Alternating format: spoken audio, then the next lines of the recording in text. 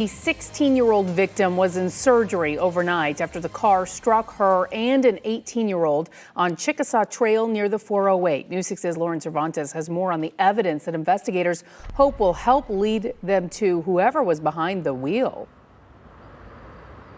Well, FHP says it has the car and they are processing it for evidence, telling me that there could be DNA on the airbags that deployed. Getting the vehicle is half the battle. And having the vehicle at scene with a lot of DNA, a lot of evidence that we can process, it's very promising for us to move forward and hopefully find the driver of this vehicle. This is the car Florida Highway Patrol says was abandoned after hitting this Yamaha scooter, leaving an 18-year-old male driver dead and a 16-year-old girl critically injured in the hospital.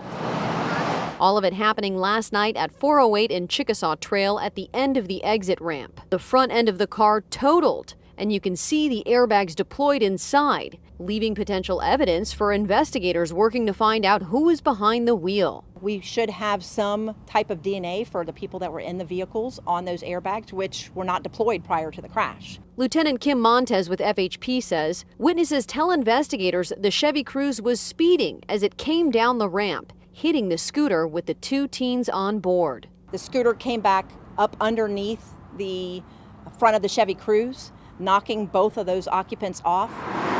That's when Montez says two people in the car took off on foot. Montez adds they've received several tips to the crime line that investigators are looking into and says they're confident they will find the driver. Hopefully, in a short amount of time, we have who was in that vehicle.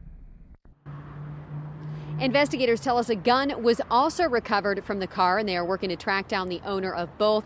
FHP telling me today that this is the 9th fatal hit and run this year alone in Orange County. And for comparison, tells me for that same time frame last year, they had worked one case. In Orange County, I'm Lauren Cervantes, Getting Results, News 6.